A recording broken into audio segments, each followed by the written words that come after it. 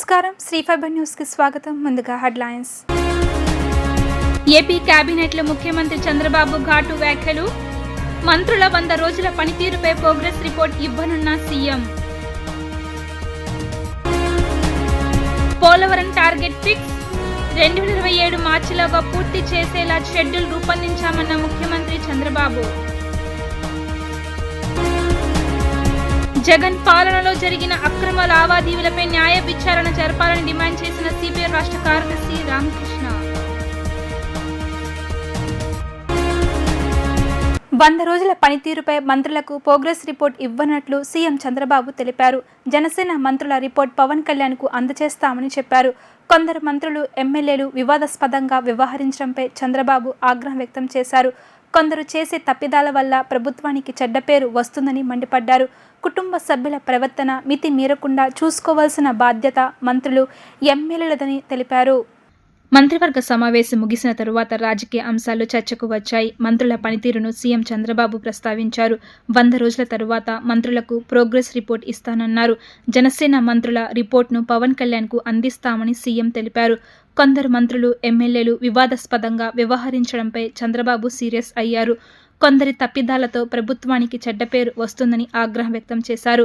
కుటుంబ సభ్యుల ప్రవర్తన మితి మీరకుండా చూసుకోవాల్సిన బాధ్యత మంత్రులు, ఎమ్మెల్యేలదని స్పష్టం చేశారు. ఒకరిద్దరి తీరుతో ప్రభుత్వం చేసే మంచి పక్కకు పోయి నేతల తీరే హైలైట్ అవుతుందని సీఎం చంద్రబాబు గుర్తు చేశారు.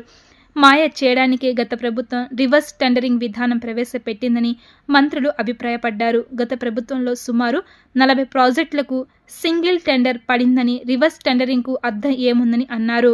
సివిసి గైడ్లైన్స్ ప్రకారం టెండర్ల ప్రక్రియ జరిపించాలని మంత్రులు సూచించారు. తాను చేసిన తప్పులకు ఓ జడ్జితో ఆమోదముద్ర వేయించుకోవడానికి జగన్ జ్యుడిషియల్ ప్రివ్యూను తీసుకువచ్చారని అన్నారు. వచ్చే అసెంబ్లీ సమావేశాల్లో ఈ వ్యవస్థ రద్దు చేసేలా చూడాలని కోరారు. పోలవరం ప్రాజెక్టుకు పరిశ్రమలకు సంబంధించి 2 నోట్స్ను కేంద్రం క్లియర్ చేసిందని, కేంద్రం చర్యలతో రాష్ట్రం అభివృద్ధి చెందుతుందన్న నమ్మకం కలుగుతుందని సీఎం చంద్రబాబు అన్నారు. పోలవరం ప్రాజెక్టుకు 12,127 కోట్లు ఇచ్చేందుకు కేంద్రం అంగీకరించిందని, పోలవరాన్ని 2027 మార్చిలోగా పూర్తి చేసేందుకు షెడ్యూల్ ఏర్పాటు చేశామని తెలిపారు. సచివాలయంలో ఏర్పాటు చేసిన మీడియా సమావేశంలో సీఎం చంద్రబాబు మాట్లాడుతూ కేంద్ర కేబినెట్ నిర్ణయాలు నిరాశ నిస్పృహాల్లో ఉండే రాష్ట్రానికి మంచి భరోసా ఇస్తున్నాయని అన్నారు. ప్రధాని మోదీతో పాటు కేంద్ర ఆర్థిక మంత్రి, జలశక్తి మంత్రులకు ధన్యవాదాలు తెలిపారు.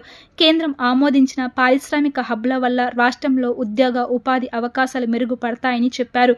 పోలవరం ప్రాజెక్టు పరిశ్రమలకు సంబంధించి 2 నోట్స్ను కేంద్రం క్లియర్ చేసిందని, కేంద్రం చర్యలతో రాష్ట్ర అభివృద్ధి చెందుతున్న నమ్మకం కలుగుతుందని అన్నారు. పోలవరం ప్రాజెక్టుకు 12,127 కోట్లు ఇచ్చేందుకు కేంద్రం అంగీకరించిందని, పోలవరాన్ని 2027 మార్చిలోగా పూర్తి చేసేందుకు షెడ్యూల్ ఏర్పాటు చేశారని తెలిపారు. పోలవరం ప్రాజెక్టుకు ఇంకా 15,146 కోట్లు ఇవ్వాలని కేంద్రం ఇవ్వలేదని, ఎప్పుడో పోలవరం పనులు ఆపలేదని అన్నారు. 2019 తర్వాత వైఎస్ఆర్సీపీ అధికారంలోకి వచ్చి ఆ ప్రాజెక్ట్ పాలిట శనిలా దాపరించిందని ధ్వజమెత్తారు.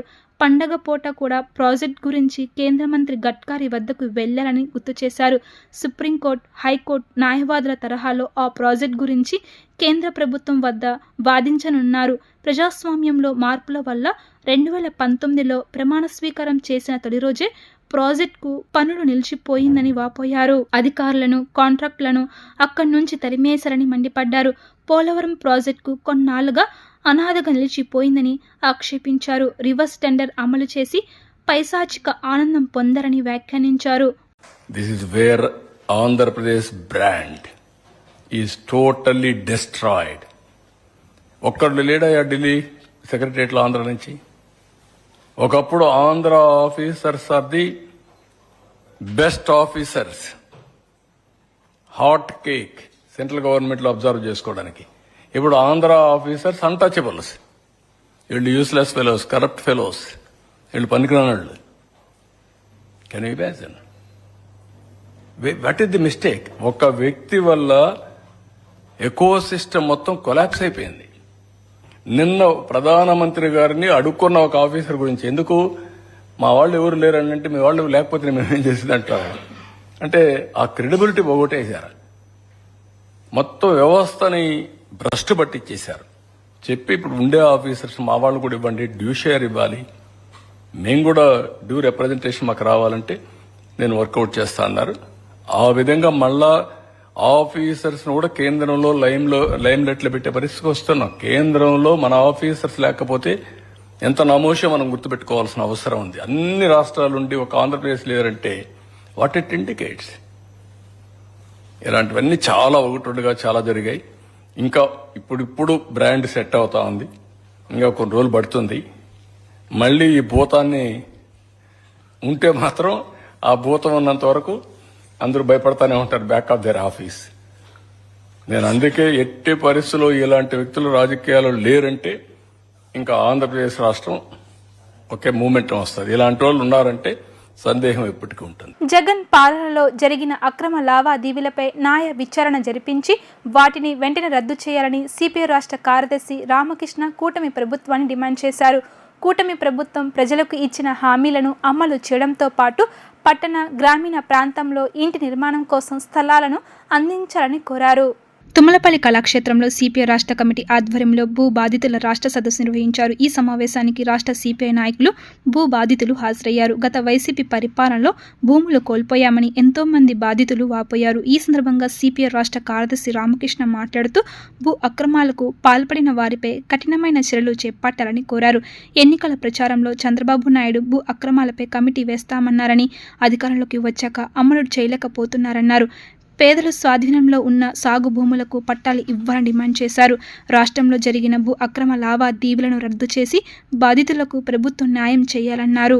రాష్ట్రంలో భూమి సమస్య బగ్గుమని మండుతూ ఉంది. ఎందుకంటే భూముల ధరలు విపరీతంగా పెరిగిపోవడంతో ఎక్కడికెక్కడ అధికారంలో ఉన్నవాళ్ళు, అధికారం లేని వాళ్ళు, లేదంటే ఇతరత్ర వారికి కొంత పలుకుబడి ఉన్న వాళ్ళు అందరూ కూడా ఇప్పుడు ఈ పని మీదే ఉన్నారు. అన్ని అక్రమ లావాదేవీలు చేయడం, తర్వాత గతంలోనేమో 22A అనే పేరుతో దాన్ని ఫ్రీ హోల్డ్ అని పెట్టి దాన్ని అంతా కూడా చేశారు. ఆడ మదనపల్లిలో ఇవాళ ఎంత స్థాయికి పోయినారంటే చివరికి సబ్ కలెక్టర్ ఆఫీస్లో దగ్ధం చేసే పరిస్థితికి వచ్చారంటే దీన్ని బట్టి అర్థమవుతా ఉంది రాష్ట్రంలో ఎలాంటి పరిస్థితి ఉందో. ఒక్క మదనపల్లిలోనే కాదు, రాష్ట్ర వ్యాప్తంగా ఇలాంటి లావాదేవీలు జరిగాయి. తర్వాత అనేక చోట్ల భూములను కూడా పేదవాళ్ళ భూములు పెద్దవాళ్ళ కబ్జా అయిపోయినాయి. కడప జిల్లాలో అయితే వేలాది ఎకరాల భూములు, పాపం పేదవాళ్ళు సాగు చేసుకుంటున్న భూములన్నీ కూడా ఒకే కులం చేతిలోకి పోయినాయి. నేను కులం పేరు చెప్తాను, ఒకే కులం పేరు చేతిలోకి ఇవాళ భూములన్నీ కూడా పోయినాయి. కాబట్టి ఏమంటే ఎవరైతే ఇందులో ఇన్వాల్వ్ అయినారో వాడు ఐఏఎస్ కానీ లేదా ఇతర రెవెన్యూ ఆఫీసర్లు కానీ వాళ్ళ మీద సివియర్ యాక్షన్ ఉండాలి. చంద్రబాబు నాయుడు గారు వచ్చినప్పుడు నుంచి చెప్తున్నాడు కానీ సివియర్ యాక్షన్ ఎవరి మీద తీసుకోలే. ఒంగోలులో సిట్టు దర్యాప్తు చేశారు, ఏమైంది అది? అదేవిధంగా ఇవాళ మదనపల్లి దానిపైన ఏం చేశారు? కాబట్టి ఏమంటే వాళ్ళందరూ కూడా పక్కాగా అరెస్ట్ చేసి జైళ్లలో పెట్టాలి. అదేవిధంగా మీరు తెలుగుదేశం పార్టీ ఎన్నికల్లో వాగ్దానం ఇచ్చినట్లుగా గ్రామీణ ప్రాంతాల్లో 3 సెంట్లు, పట్టణాల్లో 2 సెంట్లు ఖచ్చితంగా ఇవ్వాలి. వాళ్ళందరికీ ఇళ్ల నిర్మాణం జరగాలి.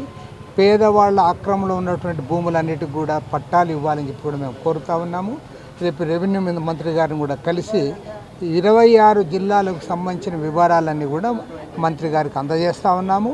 ఆ తర్వాత ముఖ్యమంత్రి గారిని కూడా కలిసి ఇవాళ రాష్ట్ర వ్యాప్తంగా ఉన్న ప్రతి పేదవానికి న్యాయం జరిగేంత వరకు మా పోరాటం కొనసాగుతుంది. కేంద్ర రాష్ట్ర ప్రభుత్వాల దోపిడీ విధానాలకు వ్యతిరేకంగా పోరాడాలని సిపిఎం రాష్ట్ర కార్యదర్శి వర్గ సభ్యులు బాబురావు పిలుపునిచ్చారు. టీడీపీ ప్రభుత్వం విడుదల చేసిన శ్వేతాపత్రం ప్రకారం 32,000 కోట్ల ప్రజలపై భారం పడిందని గుర్తు చేశారు. స్మార్ట్ మీటర్లను ప్రభుత్వం రద్దు చేసుకోవాలని డిమాండ్ చేశారు. బాబురావు విద్యుత్ ఉద్యమ అమరవీరుల సంస్మరణ సభ నగరంలోని బాలోత్సవ భవన్లో వామపక్షాల ఆధ్వర్యాన నిర్వహించారు.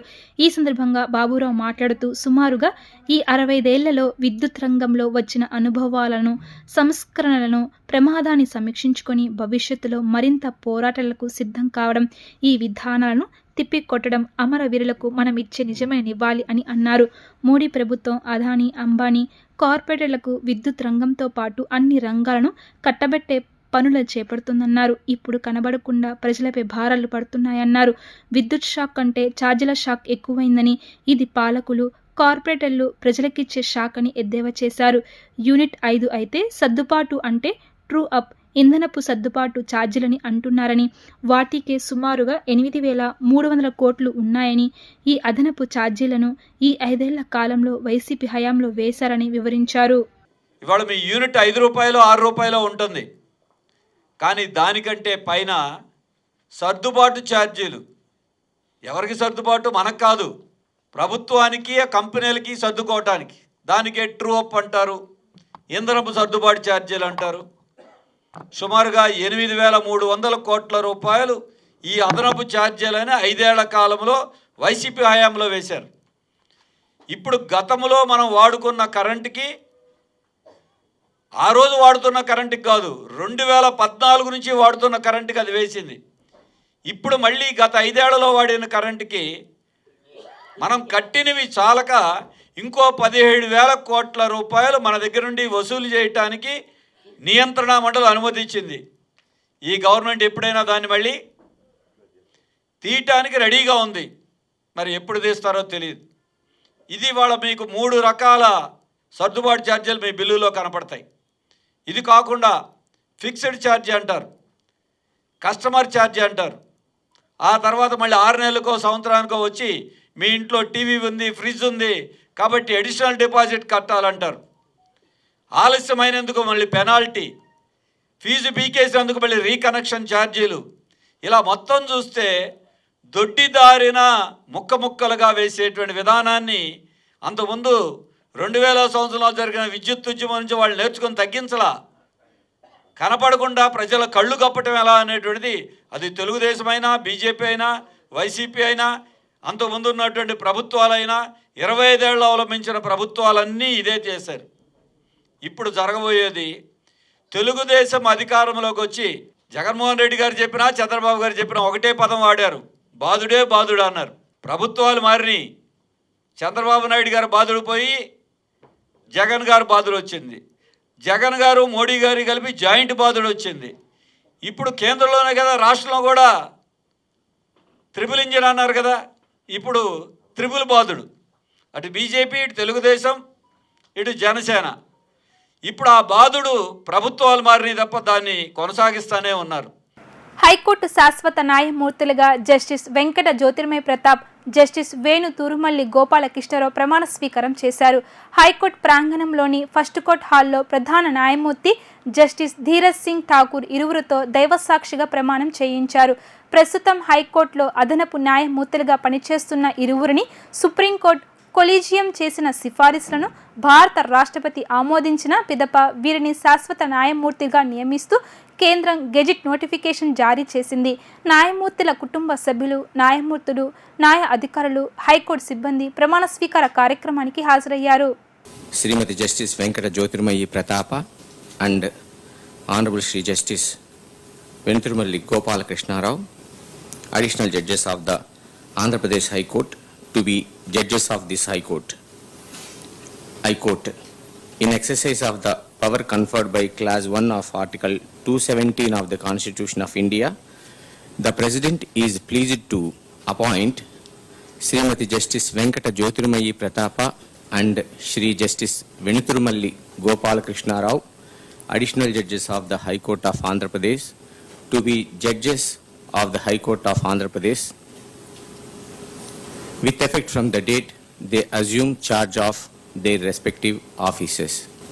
I, Venkata Jyotirmayi Pratapa, having been appointed a judge of the High Court of Andhra Pradesh, having been appointed a judge of the High Court of Andhra Pradesh, do swear in the name of God do swear in the name of God that I will bear true faith and allegiance to the Constitution of India as by law established, that I will bear true faith and allegiance to the Constitution of India as by law established, that I will uphold the sovereignty and integrity of India, that I will uphold the sovereignty and integrity of India, that I will duly and faithfully and to the best of my ability, knowledge and judgment, that I will duly and faithfully and to the best of my ability, knowledge and judgment perform the duties of my office without fear or favor, affection or ill will, perform the duties of my office without fear or favor, affection or ill will, and that I will uphold the Constitution and the laws. and that I will uphold the Constitution and the laws.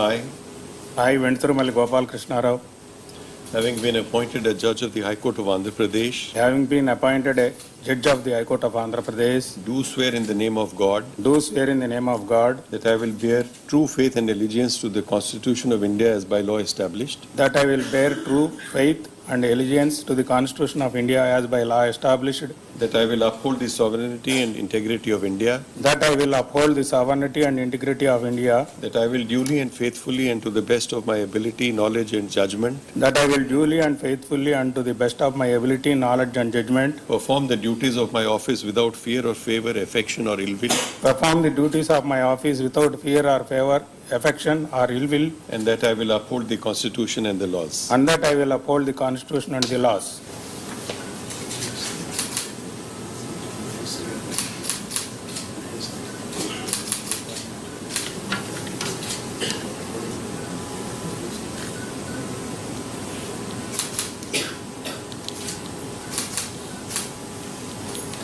YSRCP ప్రభుత్వం తీసుకువచ్చిన reverse tendering విధానాన్ని మంత్రివర్గం రద్దు చేస్తున్నట్లు మంత్రి కొలుసు పార్థసారథి తెలిపారు. పాత విధానంలోనే టెండర్లు పిలిచే ప్రతిపాదనకు కేబినెట్ ఆమోదముద్ర వేసిందని తెలిపారు. సచివాలయంలో ఏర్పాటు చేసిన విలేకరుల సమావేశంలో మంత్రి కొలుసు పార్థసారథి మాట్లాడుతూ సివిసి సిఫారసుల మేరకు పారదర్శకంగా టెండర్ల విధానం జరుగుతుందని అన్నారు. సీఎం పేషీ, సీఎంఓ అధికారుల పేషీల్లో 71 పోస్టుల భర్తీకి, అలాగే మంత్రుల పేషీల బలోపేతం కోసం 96 పోస్టులకు ఆమోదం తెలిపినట్లు తెలిపారు. కొత్తగా ఏర్పాటు చేయబోయే రేషన్ దుకాణాల్లో ఈ-పాస్ మిషన్ల కొనుగోలుకు 11.51 కోట్ల నిధులు విడుదలకు చేయనున్నట్లు తెలిపారు. సాగునీటి సంఘాల ఎన్నికల నిర్వహణకు కేబినెట్ ఆమోదం తెలిపిందని మంత్రి తెలిపారు. పోలవరం ఎడమ కాలువ పనుల పునరుద్ధరణ పనులు చేపడుతున్నట్లు తెలిపారు. స్పెషల్ ఎన్ఫోర్స్మెంట్ బ్యూరో రద్దుకు కేబినెట్ తీర్మానం చేసిందని అన్నారు. పట్టాదారు పాస్ పుస్తకాలపై మాజీ సీఎం జగన్మోహన్ రెడ్డి ఫోటో, రాజకీయ పార్టీల లోగో తొలగిస్తున్నట్లు పేర్కొన్నారు. 21.86 లక్షల పట్టాదారు పాస్ పుస్తకాలపై కొత్తగా ప్రభుత్వ అధికారిక చిహ్నం, వివాదాల్లోని భూముల రిజిస్ట్రేషన్ నిలిపివేతకు మంత్రివర్గం ఆమోదముద్ర వేసినట్లు తెలిపారు.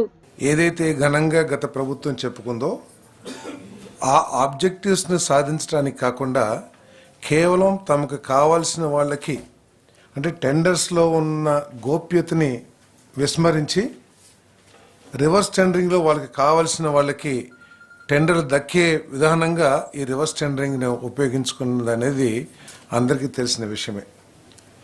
దీంట్లో ఏదైతే టెండర్స్ యొక్క స్ఫూర్తి ఉందో ఆ స్ఫూర్తికి తూట్లు పొడిచి ఈ టెండర్ విధానాన్ని తమ గుప్పిట్లో పెట్టుకుని తమ వాళ్ళకి కావాల్సిన వాళ్ళకి వర్క్లు ఇవ్వాలనే విధానంలో ఈ రివర్స్ టెండరింగ్ విధానాన్ని ఉపయోగించుకున్నది అనేది అందరికీ తెలిసిన విషయమే. అంతేకాకుండా ఈ రివర్స్ టెండరింగ్లో దాదాపు అనేక టెండర్లు సింగిల్ టెండర్స్గా కూడా వచ్చినాయి గత ప్రభుత్వంలో. సో వీటన్నిటిని దృష్టిలో పెట్టుకుని ట్రాన్స్పరెంట్గా సివిసి ఏదైతే సెంట్రల్ విజిలెన్స్ కమిషన్ ఏదైతే ప్రతిపాదించిందో, ఏదైతే నిర్దేశించిందో టెండర్స్ని ఏ విధంగా చేయాలి అని నిర్దేశించిందో, సివిసి గైడ్లైన్స్ ఆధారంగా ట్రాన్స్పరెంట్గా దేశంలో ఏదైతే టెండర్ విధానం అవలంబించబడుతుందో ఎక్కువ రాష్ట్రాల్లో ఆ విధానాన్ని మళ్ళీ తీసుకురావాలని చెప్పేసి ప్రభుత్వం నిర్ణయించిందని చెప్పేసి మనం చేస్తా ఉన్నాను. పోలవరం ఎడవ కాలువ పనుల పునరుద్ధరణకి కేబినెట్ ఆమోదం తెలిపింది. దాదాపు ప్రస్తుతం ఉన్న ఏజెన్సీలు తమ అగ్రిమెంట్ రేట్లు, ఒప్పందాల ప్రకారం పనులు కొనసాగిస్తూ 6,000 క్యూసెక్కుల సామర్థ్యం ఉన్న పోలవరం ఎడవ కాలువ ప్రధాన కాలువ పనులను పూర్తి చేసేందుకు తయారు చేసిన సమగ్ర ప్రణాళికకు మంత్రిమండలి ఆమోదం తెలిపింది. ఇదేంటంటే ఈ కెనాల్ మూలంగా లెఫ్ట్ మెయిన్ కెనాల్ ఏదైతే ఉందో ఇది విశాఖపట్నం డ్రింకింగ్ వాటర్ ఫెసిలిటీస్ని, అదేవిధంగా ఇండస్ట్రియల్ వాటర్ రిక్వైర్మెంట్ అవసరాలు కూడా తీర్చేది. కాబట్టి వెంటనే ఈ కాలువని నిర్మాణం పూర్తి చేయాలని చెప్పేసి ప్రభుత్వం నిర్ణయం తీసుకుంది. దానికి కొత్తగా 926 కోట్లు కేటాయించడం జరిగింది. దానికి తోడు ఇంతకుముందు క్యాన్సిల్ అయిపోయిన టెండర్స్ ఏదైతే ఉన్నాయో దాంట్లో మిగిలిపోయిన 266 కోట్లు కలిపి మొత్తం 1,226.68 కోట్ల అంచనా వ్యయంతో 24-25 SSR ప్రకారం ఈ టెండర్లను పిలవటానికి ఆమోదం తెలిపిందని చెప్పేసి మనం చేస్తాము. పర్యావరణ హితం కోరుతూ విద్యాధరపురంలో 72 అడుగుల విజయ గణపతి మట్టి విగ్రహాన్ని ఏర్పాటు చేయనున్నట్లు దేవాదాయ శాఖ మంత్రి ఆనం రామనారాయణ రెడ్డి తెలిపారు. అమరావతి పునర్వైభవం కోరుతూ డుండి గణేష్ సేవా సమితి నిర్వాహకుడు డుండి రాజశేఖర్ పర్యవేక్షణలో హైదరాబాద్ తరహాలోనే విగ్రహం రూపొందించి వినాయక ఉత్సవాలు నిర్వహించాలని తలపెట్టడం అభినందనీయమన్నారు. లేబర్ కాలనీ స్టేడియం గ్రౌండ్స్ వద్ద భారీ గణేష్ మట్టి విగ్రహ నమూనా ఆవిష్కరణలో ఎంపీ కేశినేని శివనాథ్తో కలిసి మంత్రి పాల్గొన్నారు. ఈ సందర్భంగా మంత్రి ఆనం మాట్లాడుతూ తిరుమల, ఇంద్రకీలాద్రి, శ్రీకాళహస్తి, కాణిపాకం, శ్రీశైలం, చిన్న తిరుపతి, సింహాచలం, అన్నవరం దేవస్థానాల అర్చకుల పర్యవేక్షణలో నిత్య కళ్యాణ ఉత్సవాలను వైభవపేతంగా నిర్వహించడానికి ప్రభుత్వం సహకారం అందిస్తుందని తెలిపారు. పవిత్ర సంగమం వద్ద కృష్ణమ్మకు ఇచ్చే నవహారతులను దసరా నవరాత్రి ఉత్సవాల నుంచి ప్రారంభించడానికి సీఎం చంద్రబాబు నిర్ణయించారని మంత్రి తెలిపారు.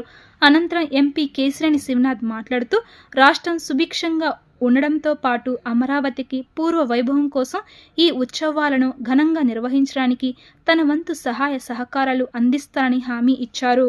డుండి గణేష్ సేవా సమితి వారికి ముందుగా అభినందనలు. ఎప్పుడో ఖైరతాబాద్ గణేష్ విగ్రహం గురించి మనం ప్రతిసారి మాట్లాడుకుంటాం.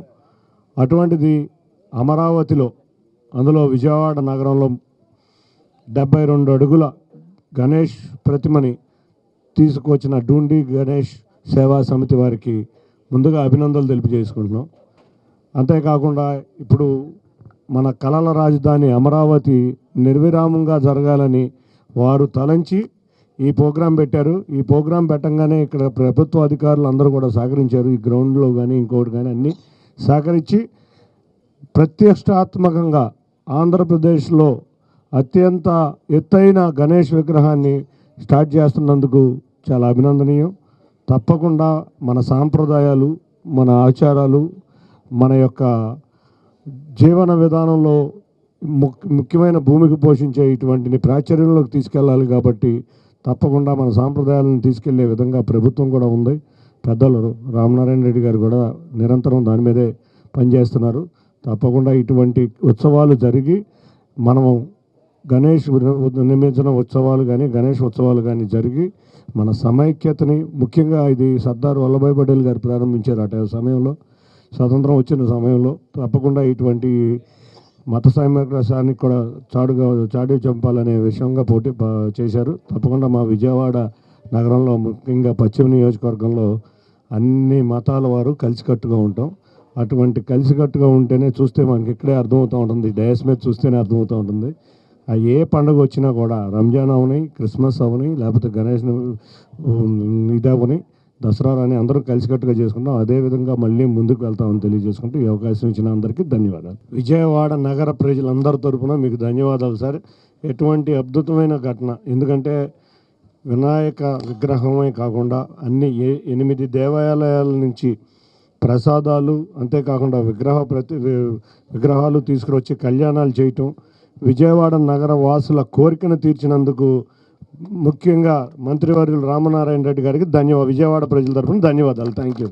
నేను నెల్లూరులో ఉన్నప్పుడు మిత్రులందరూ వచ్చి విజయ మహాగణపతి ఉత్సవాలని అత్యద్భుతంగా ఈ దఫా మేము విజయవాడ మహానగరంలో చైదాలు తలపెట్టాము.